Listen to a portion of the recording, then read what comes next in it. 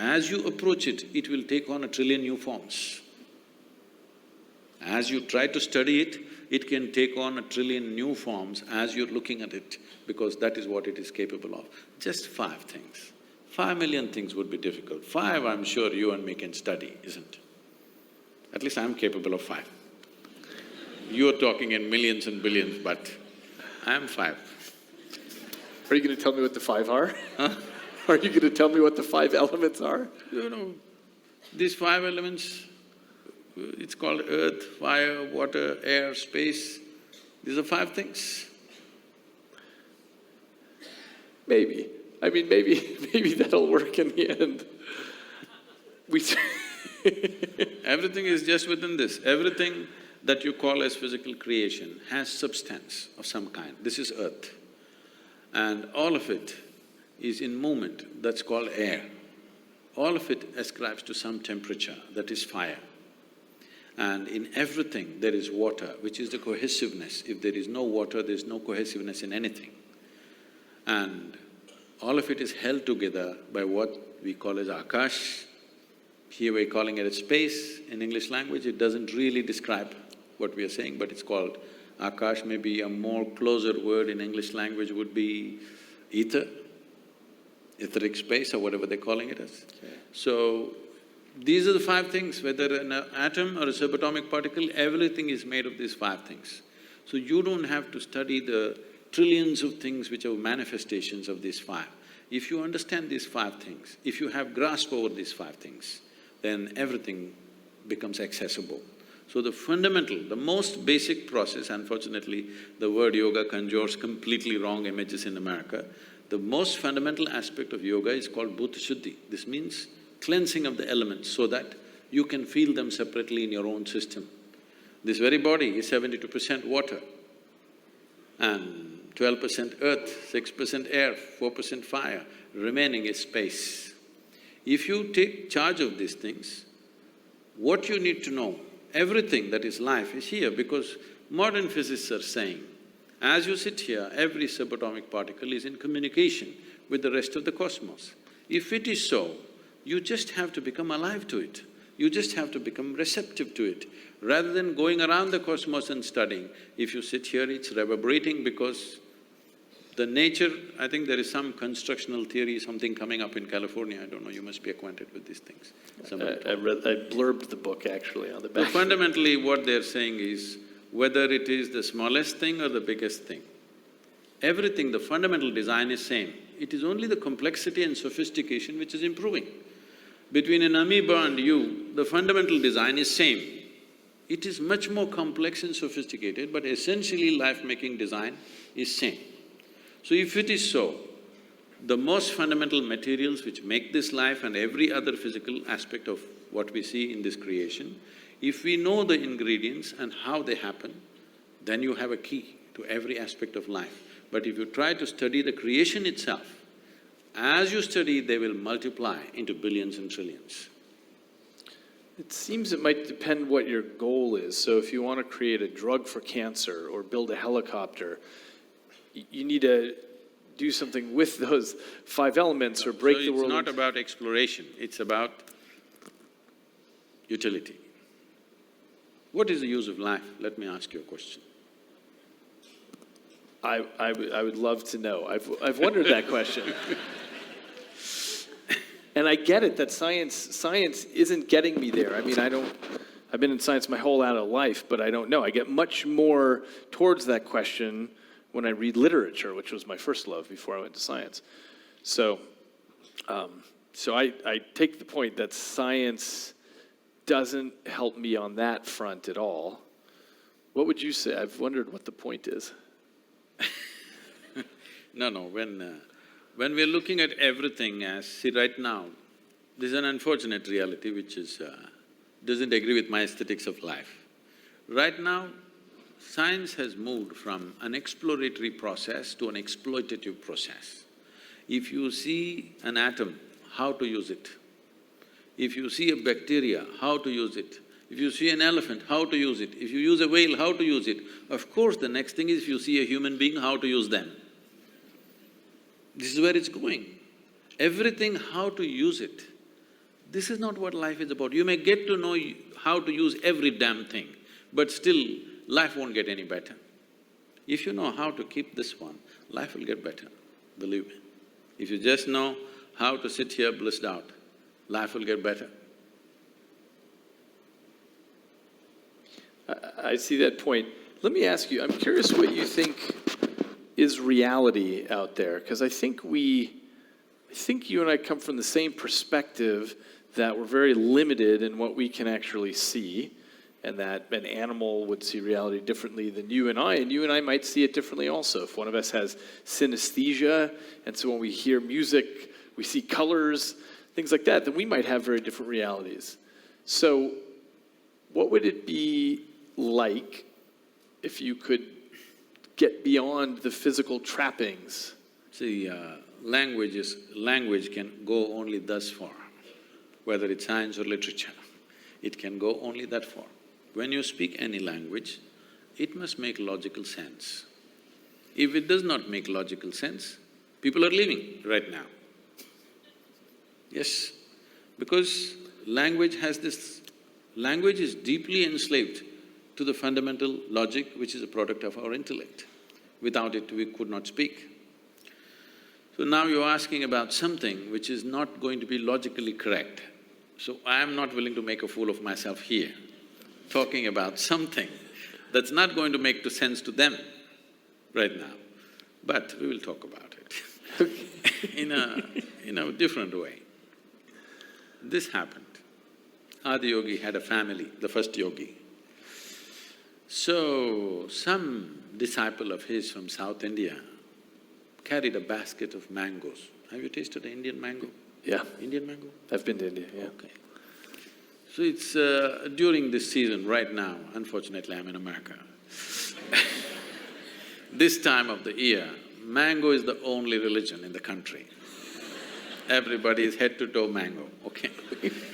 So, mangoes drive us crazy. In southern India, we have over 200 varieties of mangoes.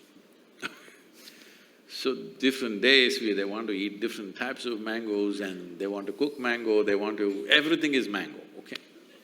People have come up with facial creams, mango creams and everything. So, somebody carried a basket of mangoes and came all the way to Himalayas to offer it to their guru. But by the time they came, the basket one by one, mangoes going bad, either they threw it away or they ate it up, something happened. By the time they came there, only one mango was left. One beautiful South Indian mango. I'm talking about it like you talk about brain.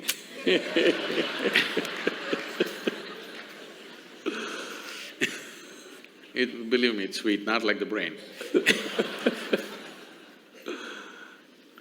So now Adi Yogi has a wife and 2 children, 2 boys. Now one mango is not like an apple, you can't cut it into half and give it to 2 people. It can only be eaten like this, you know. If you cut it, it won't go equal anyway. So what to do? Both the boys came running, we want the mango. Each one wants the mango. So they didn't know what to do, then they said, what?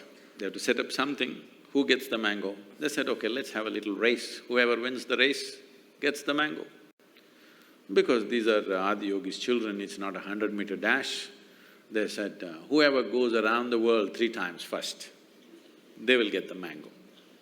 So the younger boy immediately set off, racing around the world, wanting to make 3 rounds, and he went away. The older boy was a little obese. He just sat there. He didn't move, the parents were surprised. Then they thought maybe he's given up on the mango. The young boy wants to get it, he's running, this boy has given up. But this boy sat there for some time, then he got up. He went around his father and mother 3 times and said, mango. They said, what, you didn't even run? What do you mean? The race is about going around the world. He's going around the world. I went around my world. You are my world. I've gone around, I deserve the mango. They couldn't argue with this logic, so they gave him the mango. He ate. Then the younger boy came and, things happened. Fireworks.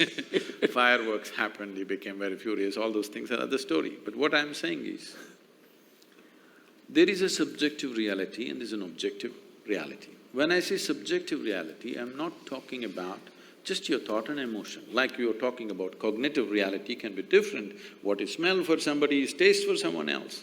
What is sweet for somebody is bitter for somebody else. What's light for one person is darkness for another creature. Here I see one creature right behind staring at me. So, this perception is… these five senses are tuned for our survival. If survival is what we are seeking, sense organs are fine. But once you're looking at life as an exploration, you want to know life, not just live life, you want to know. When you want to know, five senses are no good. They are not sufficient faculties to know. Right now, this brain, I'm not trying to downgrade it, it's a fantastic thing. This brain is nothing without the five senses. It is these five agencies which are gathering information and feeding up this brain all the time, both every moment of your wakefulness and sleep, this is happening. If you walk from here to there, if somebody is wearing a strong perfume or something else, you may notice it, otherwise generally you may not notice. But if you walk from here to there, your olfactory cognition is taking in probably 200 different smells if you walk from here to there. It is just that you have not paid enough attention to decipher that and your other faculties are overriding that. Suppose you did not have eyes, ears, nothing. If you shut them off for some time, you will see suddenly your nostrils become so very sensitive, you can just smell out how many people are there. If you bring your dog here, he almost knows how many people are here. He doesn't know just some human smell. He knows individually distinct smell of each person that is here. We also have that because our neurological system is way more sophisticated than that of a dog.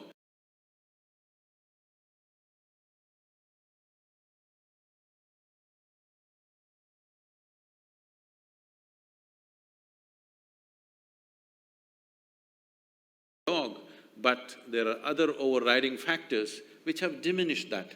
But if you wish, you can develop that to a certain level. So cognitive distinctions are there and cognitive confusion is there as you… what's that word about smell becomes a color and color becomes… Synesthesia. Something. Okay, whatever.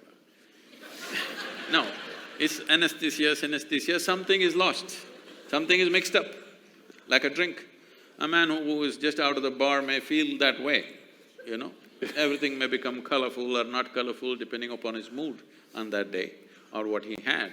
So, these things are happening because you can impair these things or enhance these things with a little bit of chemical stimulation or injuries or diseases or… This is essentially a chemical soup. What kind of a soup is the question? So, our whole effort in the yogic system is how to keep it very equanimous and exuberant at the same time. The problem with most people is if they become equanimous, they become death-like. If they become exuberant, they keep flipping all the time. To be equanimous and exuberant means your sense organs and you can function in a certain way. You are vibrantly alive, but you're absolutely equanimous. If this one thing happens, suddenly your sensory perception will not be the limit for you. There are other dimensions of perception which will not come into one's experience unless there is a certain level of striving. For example, 200 years ago, I heard 97% of United States population was illiterate. Today, probably almost 100% literacy in the country. How does this happen? It's the infrastructure of schoolrooms and human infrastructure of teachers and many other things and books and whatever. If this infrastructure was not built, even today we would be in the same condition, isn't it? So similarly, for turning inward, there is no infrastructure. Few individuals may be doing it somewhere, but there is no large-scale infrastructure in the society as to look at life just as life, not as to how it is useful. Life need not be useful, it's a phenomena beyond our use. It is a phenomena to be experienced. We have come here to experience life, not to use life, isn't it so? Hello? We have come here to experience life, not about how to put this to use. This is not a work donkey. I'm trying to understand this issue about knowing. So where we clearly have overlap in the way we go about it is wanting to know things, wanting to understand everything around us. But there's a sense in which we're not limited by our intellect because I have the opportunity to ride on the back of all the other humans on the planet and those that have come before me. It's a collective intellect that's now encoded on Wikipedia and in millions of books. And I have an opportunity to take experiences from across the world, places I've never been, ideas that I would have never thought of, and so on, and feed all that in. So it's a much richer diet, first of all. A much richer data. It's a diet of data. I mean, it's what shapes my next thoughts, is what I've taken in. No, it is just that today we have access to much larger data than maybe 100 years ago, all right? But still, we have already looked at this. It's still a minuscule, isn't it? I agree. Compared to the whole cosmos, still minuscule. But it's moving in the right direction. The unslakable thirst for knowledge that humans have means that there's this ratcheting up each generation. So it's not that it is of course the case that I'm limited in my thoughts to the impressions that I've had, but I have a much bigger fire hose of impressions now that can build on the scaffolding of the generations before me, the things they've already figured out, so that I can start at the next level and move up. Start at the next level for what? Towards what end? That's a good question. I mean, it's toward the end of knowing in the way that science cares about knowing. So putting aside usefulness of technology, just the way that scientists ask questions. Richard Feynman, the physicist, said, science is like sex. Sometimes something useful comes out of it, but it's not why we're doing it.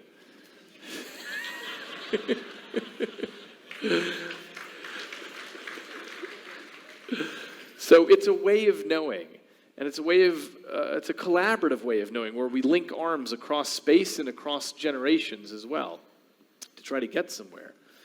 I'm in no way trying to disagree with that or in any way discredit that. It's a tremendous effort. But I'm saying, if knowing is the purpose, because wanting to know, how much time and energy somebody is willing to dedicate to that may be questionable from person to person. But everybody wants to know, there's no question about that. But knowing everything by intellect, we will know the surface of everything, but never the real source of everything or the core of everything.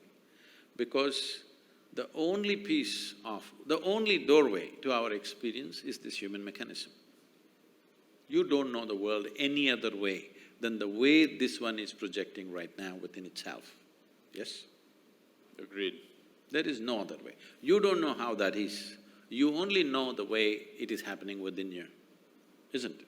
I don't know how you are really. I only know the way your picture is right now projecting in my brain or my system and how I'm perceiving it. As you know, you have drilled holes into people's brains and impaired something and put electric current and whatever you've done. I'm not saying you as a person, I'm saying these things have been done. You definitely know by interfering with a certain physical process, the whole perception could change. The world has not changed, but perception has changed, so in his experience, everything has changed. So that dimension of life is only useful for survival.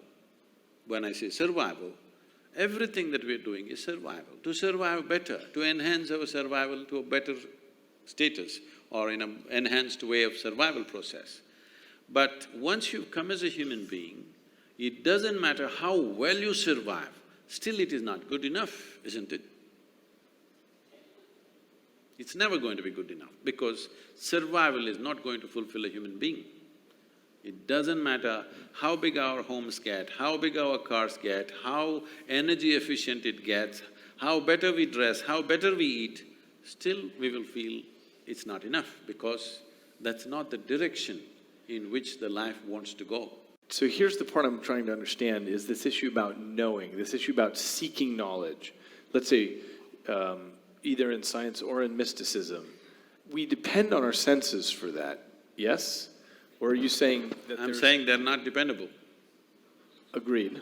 They're not dependable. But isn't it all we have? Or you're saying there's this other Yes. aspect to the mind? See, for example, suppose you or me were lost in the jungle as infants, okay? If something edible came, we definitely would take it and put it in the mouth. We wouldn't try our ears first, then nostrils, and then by accident discover the mouth. No, we just know how to eat, no question about that. So I'm saying everything concerned with our survival is inbuilt. It's there. This is millions of years of memory which is there within us, we know how to survive. But we wouldn't know how to read, we wouldn't know how to do so many other things which have become a part of our life.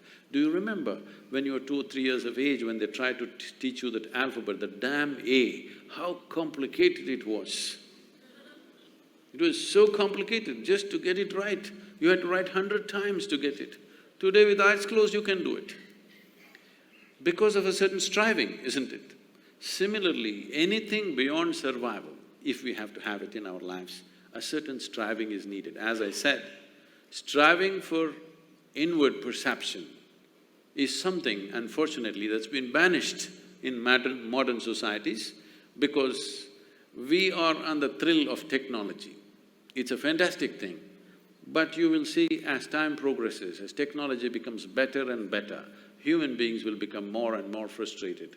If you have not noticed this, just look out and see, you will see 8-year-old, 10-year-old kids bored. In your generation or my generation, we would have never seen, we never knew what is damn boredom is. When you were 8 or 10, you were just bubbling with life and on, but today you see 10-year-old kids are just bored with it because they've seen the damn cosmos through their phone screen. They know it all. So I'm saying all this excess may not lead to betterment of life, and it will not. Comfort and convenience will come. But well-being will not happen. The purpose of enhancing human experience on this planet will not happen. It will only entertain us intellectually big time, which it is, no question. I'm not saying it's wrong, but I'm saying it's limited. It may be the thing that allows people to make a deeper pursuit, in exactly analogy with the idea of building schoolhouses throughout the country. It would have been 30 years ago that it would be difficult for you to speak to many people, but now you have 500,000 followers on Facebook. Yeah. As I was telling you, I was in a very large gathering of people and somebody asked me, Sadhguru, what about all the gurus, ancient gurus who were there, what about them? I said, nothing. I am the greatest guru. Because when Krishna was there, he could speak to… he was a very gentle human being, probably he could speak to 50 people at a time. When Gautama came, he stood up and spoke more loudly. Maybe 100 people, Vivekananda came, he had a big voice, maybe he spoke to 200 people. Look at here, right now I'm speaking to 50,000 people, and if I want, I can speak to the whole world sitting here. So I'm the greatest guru ever. Because technology has definitely facilitated that, no question. But at the same time, technology doesn't have discriminatory powers. As you can deliver well-being, you can deliver disaster through technology by itself. It doesn't have a mind of its own, it is a certain capability, and all machines and whatever we have created technology, from a bicycle to a spacecraft or a computer or whatever, essentially only what we can do, enhancement of that. Because we can speak, now a microphone has come, a telephone has come. Because we can see, a telescope has come, a microscope has come. Only what we can do, we are enhancing it with various machines and gadgets we are creating. We have not created one machine or gadget to do something that we ourselves cannot do in a rudimentary way. I agree with that. So I'm saying you're only enhancing your 5 senses. For now, yes, but No, it as can… you know… See, right now, it can happen, right now, with a phone I can talk to somebody in India. Technology may come, I can smell the food that they're cooking in India. If I'm missing home, they can turn on the phone and I can smell the food from India. It may happen. I'm not saying it's beyond that, it's very much possible it may happen. But I can do it without a phone also. So, you're very interested in inner engineering.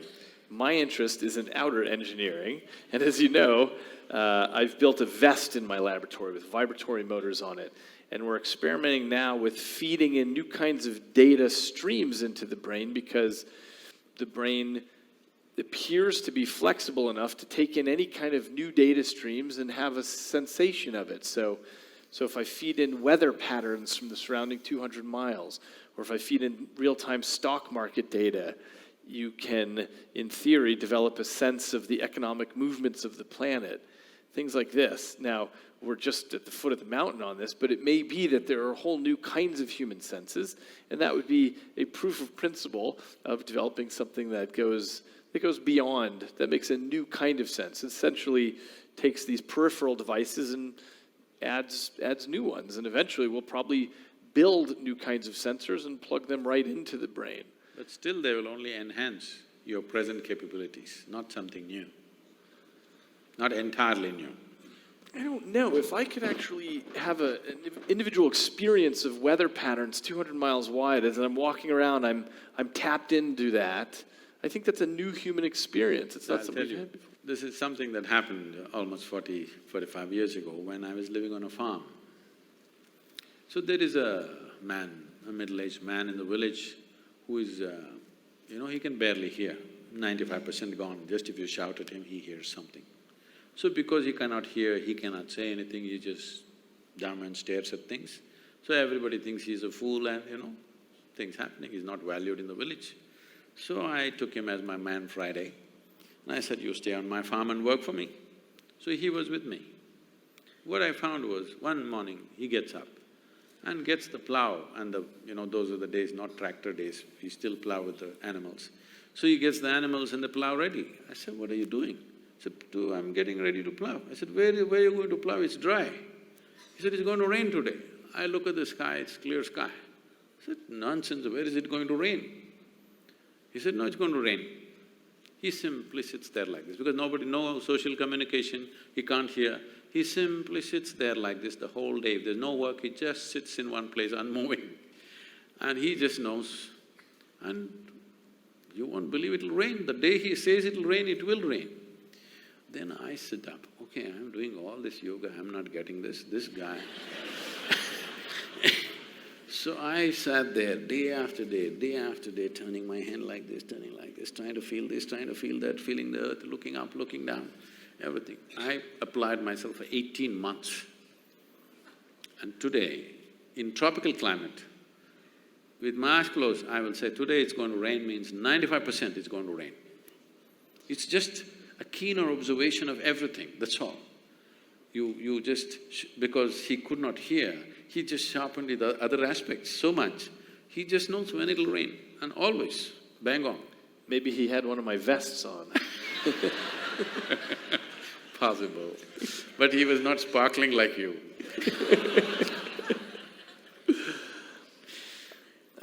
I'm curious on a completely different topic. When you look at other faith traditions, when you look at the rabbi sages and imams and people all over the world of different traditions, what do you see in common? The common is they all believe something that they don't know.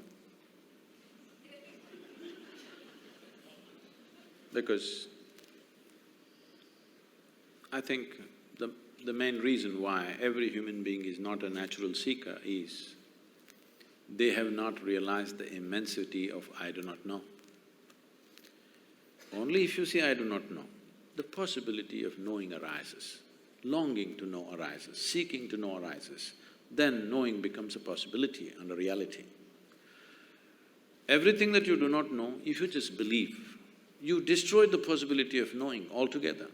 But belief is something that builds confidence into a human being, makes him far more sure-footed than others. But confidence without clarity is very disastrous, both for the individual and the larger humanity and the planet itself. See, suppose, let's say my vision is not clear. It is, but I'm just saying. Suppose my vision is not clear. I want to walk through you, but I can't see clearly, but I'm very confident. You know what a disaster I will be for you, all right? If I understand my vision is not clear and I don't have this foolish idea of confidence, then I will walk gently. I'll seek somebody's help, I'll have some humility to walk through people in a certain way. Otherwise, I will see how to clear my vision, what I have to do for that. But if you have no clarity and you have confidence, it's a dangerous… it's TNT. It's bound to explode on humanity somewhere.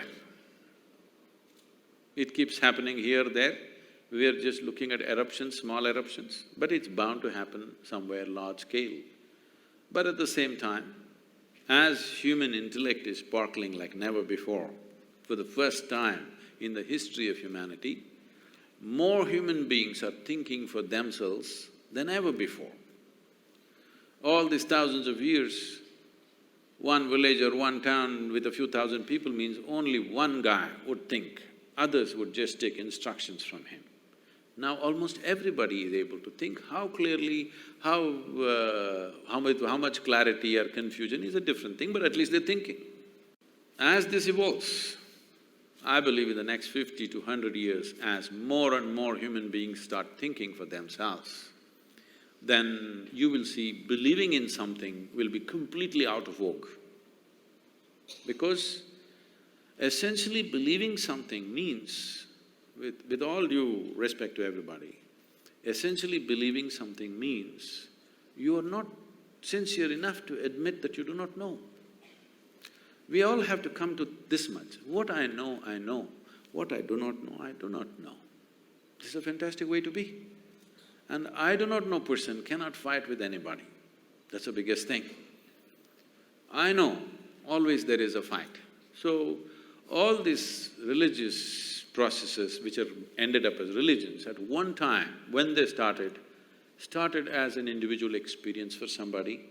That person shared his experience with a few people around him, maybe a dozen or maybe 100 or maybe a few thousand he shared. And over a period of time, it gets organized and becomes something totally different. So, it has a huge responsibility of handling psychological well-being of the human beings in the sense, see, human beings are psychologically always confused and they don't know where to be, what is their well-being, and for every small thing there is confusion, you know. It's something that I realized when I went to the university. I refused to… I'm sorry, I'm speaking in a university. I refused to sit in the classrooms because it was too uninteresting for me. So I sat in the garden outside under a tree. Once I planted myself there, everybody knew that I'm there every day, without fail, under the tree, where all kinds of debates and discussions we started, and people started coming to me with all kinds of problems. You know, students having their own problems, their education problems, boyfriend, girlfriend problems, parental problems. As I sat there and heard through everybody's everything, in these 3 years that I was there, I must have heard thousands of people about their problems. It became like a problem point. Anybody has a problem, they come to me. I realized I was the only freako who did not have a problem. Everybody had a problem, which made them normal. I did not know what's a problem. It's not that everything was perfect, but it's just that I didn't view it as a problem.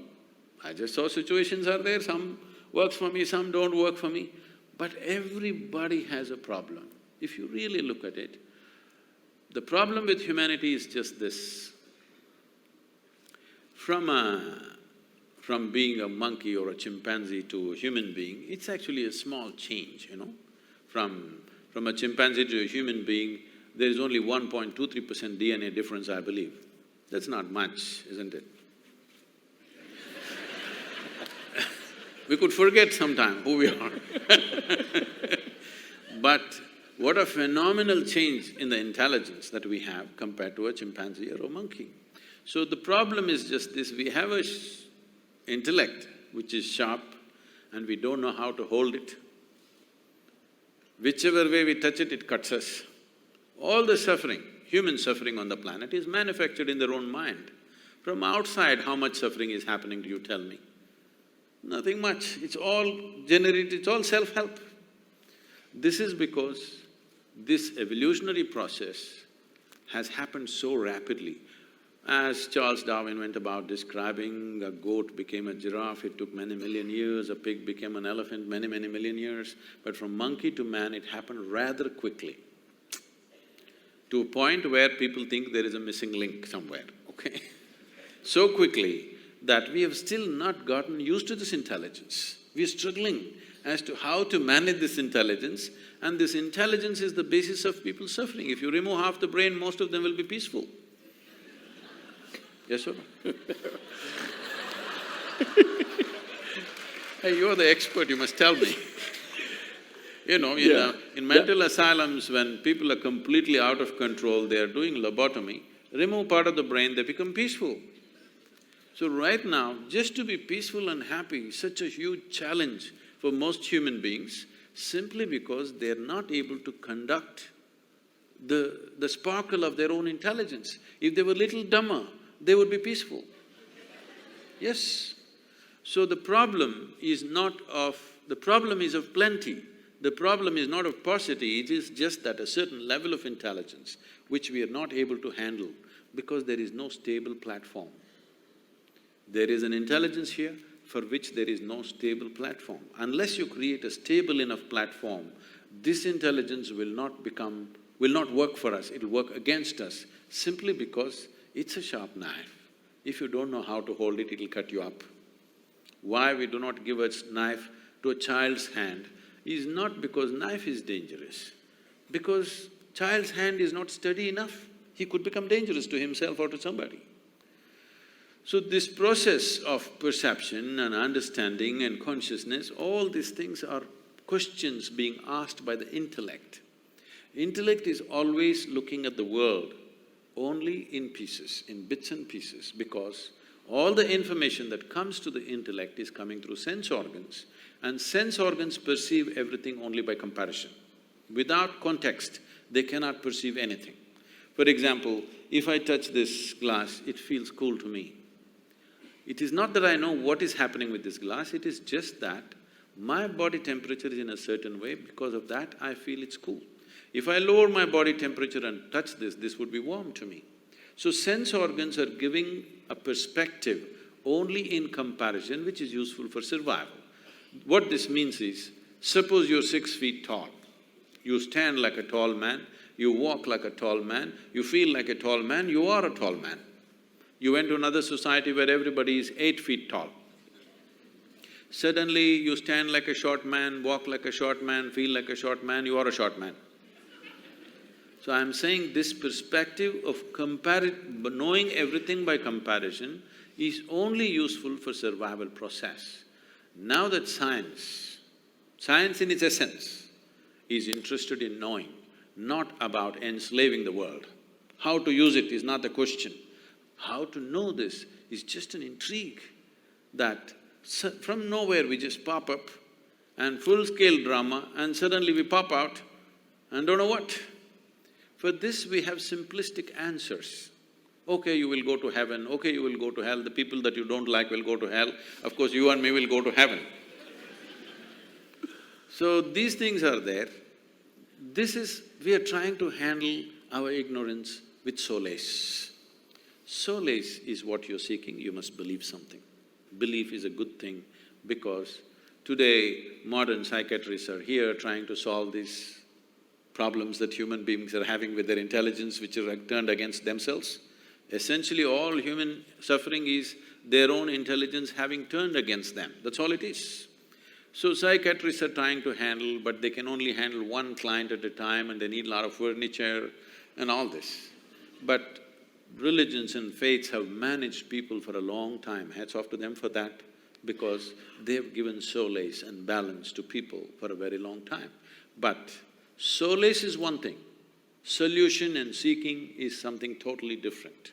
If you're talking about seeking to know, then belief systems are of no consequence. If solace is what you're seeking, yes, you must believe something, because instead of going to weekly psychiatrist sessions, if you simply believe something, everything will just settle down within you. It's a fantastic tool that way. This is a place where I feel like science and mysticism have a real meeting ground, is that this three words of I don't know. And sometimes science gets a bad reputation about this, and people say things like, well, scientists have proven this or that, but scientists never use the word proof or truth or, we know this is the way it is. Instead, this capacity to hold on to multiple hypotheses at the same time and say, I don't know what is the right answer, is part of the scientific temperament. It's an important part of the fabric of everything we do in science, is this understanding that Mother Nature is way bigger than we are, and that we, in our lifetimes, might not get anything but one step closer to in the direction of truth. The process, the methodology employed by science is not one lifetime. If you come for 1,000,000 lifetimes, still you will not know, because the phenomena of creation is such, as you're studying it, it'll multiply into 1,000,000 more. That is the nature of creation. The same things can become so elaborate. I think this is what is happening to science. What they thought is one thing, they looked into it, they found 1,000,000, they thought, okay, we got 1,000,000, they looked into that 1,000,000, it became 1,000,000,000, endlessly it's going on, because that is the nature of creation. So, looking at the physical phenomena and wanting to know the source of creation is… I'm just saying, the seeking is fantastic, but the methodology will only throw out useful technologies. But how many technologies do you need to live well, I'm asking? Okay, your iPhone S6 is good enough. Do you want S8 tomorrow morning? What are you going to do with it? Even the damn S6, most people are not using 3% of its capabilities. Yes or no? Huh? Most people are not using 3% of that phone's capability. Look, I think our science is too young still to know whether we are always going to confront a multiplication of problems or not. No, I don't say they're problems. Questions. There'll be more things to study, that's all. Yes, but sometimes people call that weenie science, by which I mean, once you understand the structure of the atom and so on, you could measure the neutron to finer and finer resolution, but who cares? Because that's not the fundamental problem anymore. And we're still at such a young age that we don't know whether science will keep bifurcating into more and more interesting questions, or whether it'll just become weighing things and it doesn't matter, because now we kind of get the core of it.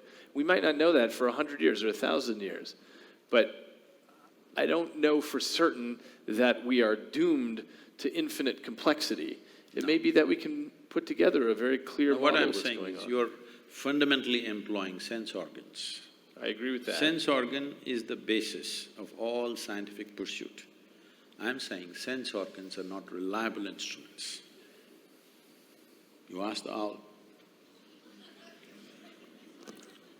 I think that the pursuit of science is really trying to surmount our sense organs. It's trying to figure out this… How would they surmount?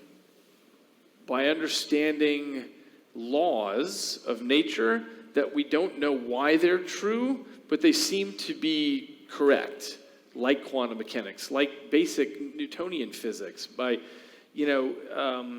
figuring out why force equals mass times acceleration. Why is that true? Nobody knows. But that's the way that people pursue trying to understand. It's a way of reaching into the cosmos and figuring out that there are laws that go beyond my sense organs. I have no way to smell or touch F equals ma, and yet it seems to hold. And that's the sense in which we go beyond the little peripheral devices that we come to the table with and try to understand what's past that. It is true that we have to translate things into equations, and equations we might write down or we might hear if we're a blind person. But in theory, that's something that's beyond our basic sensory apparatus. See, we distribute this, just for convenience, I'll make it into four, okay? We look at creation as four different dimensions. Sthula, which means the gross physical creation. Sukshma, which means subtle. That means you cannot perceive them through sense organs, but if you hone your attention to a certain level, then you can perceive that. So this is called as Vishesh Gyan, which means an extraordinary perception, or it's called Vigyan. Today in India, in local languages, the word for science is Vigyan, okay? That means it's Vishesh Gyan. Vishesh Gyan means extraordinary perception. So we are perceiving things that our sense organs could not perceive, but still they are in the realm of physicality. And all physicality is perceivable through sense organs if they are honed well. If you may not be able to perceive, some other creature on the planet is able to perceive. I think… Yeah, many different creatures have totally different So slices they're of able their to perceive. ecosystem. That means it's still physical reality. So, what is called as sthula is gross reality, which all of us can see, hear and smell. What is considered as sukshma, still physicality, but so subtle that your eyes and ears are not good enough for that, but if you're willing to pay attention, you can perceive.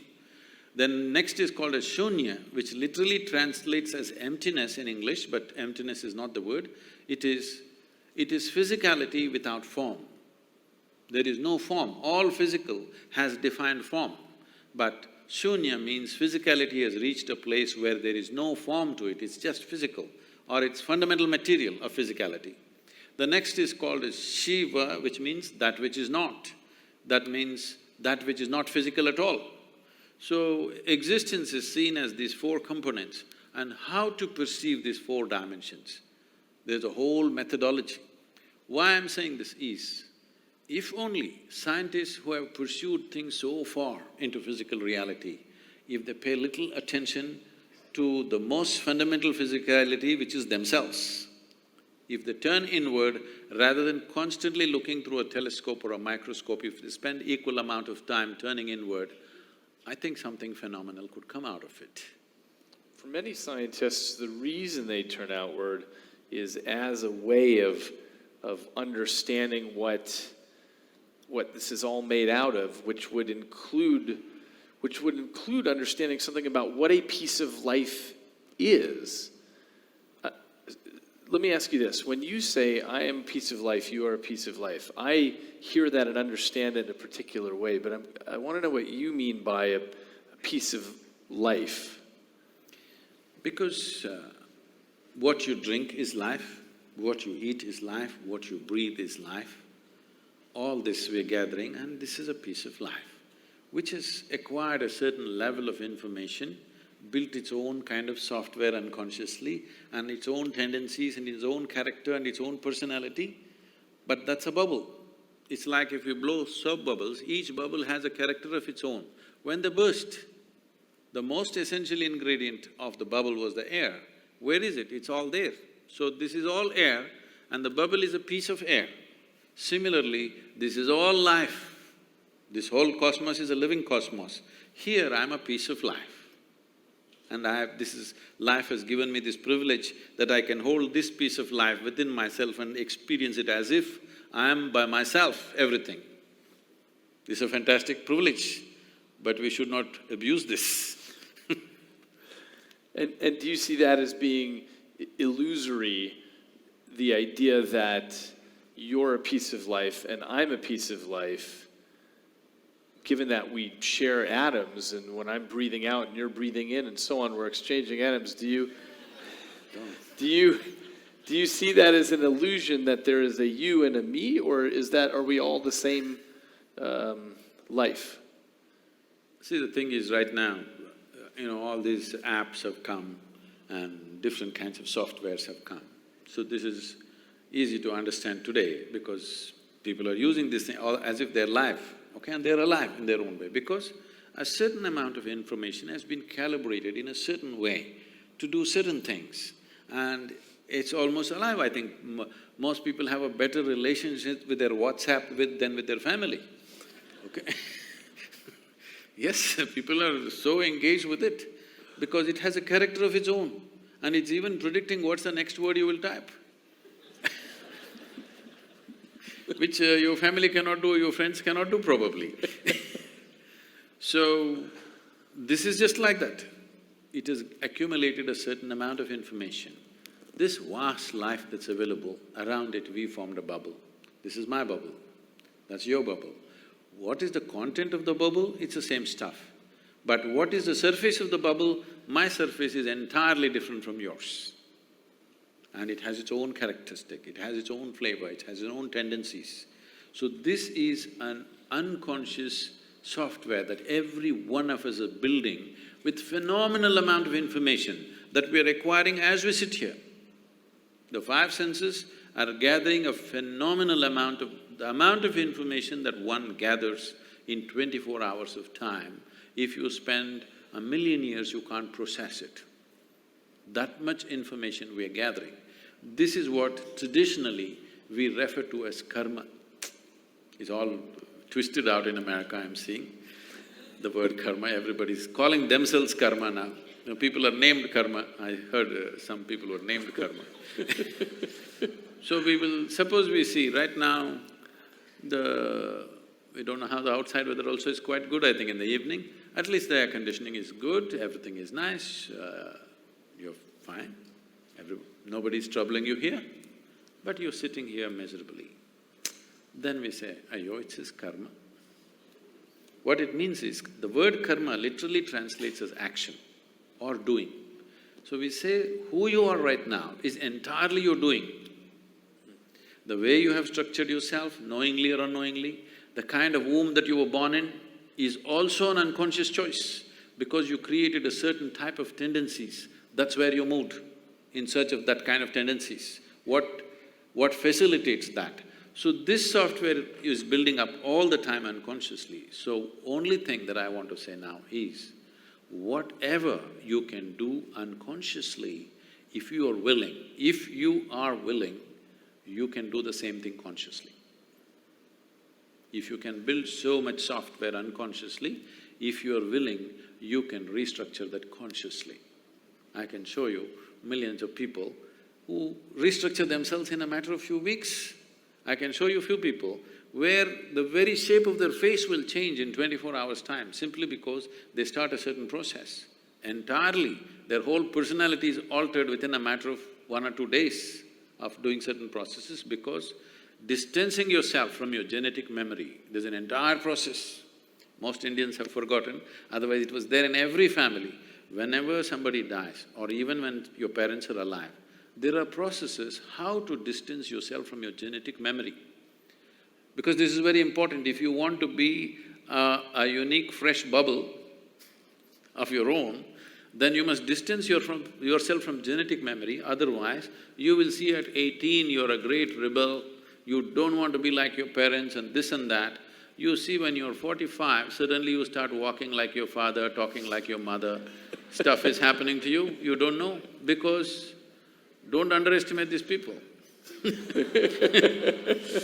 They won't give up so easily. Your grandfather may be dead and gone, but the guy wants to live through you.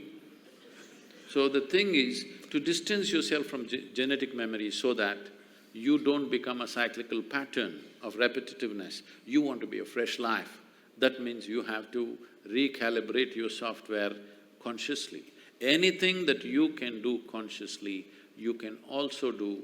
anything that you can do unconsciously, you can also do consciously if the necessary striving is there.